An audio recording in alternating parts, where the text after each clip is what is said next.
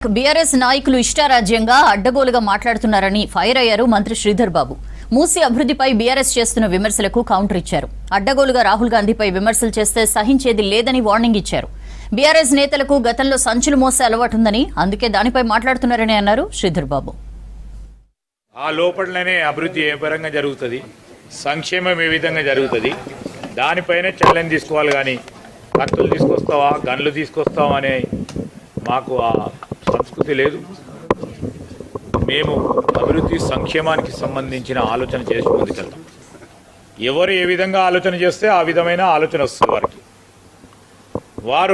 వారి హయంలో వారి అభివృద్ధి సంక్షేమాన్ని అదే దృష్టిలో పెట్టుకొని పనిచేసింది కనుక అందరినీ కూడా అదే విధంగా భావించే ప్రయత్నం జరుగుతుందని ఆలోచన చేస్తూ ఉన్నారు. రాహుల్ గాంధీ గారిని దీంట్లో లాగి ఒక 2 రోజులు పత్రికల్లో ఉండాలనే ఒక ఆలోచన తప్ప, రాహుల్ గాంధీ గారికి ప్రతి రాష్ట్రంలో జరిగే అభివృద్ధిలో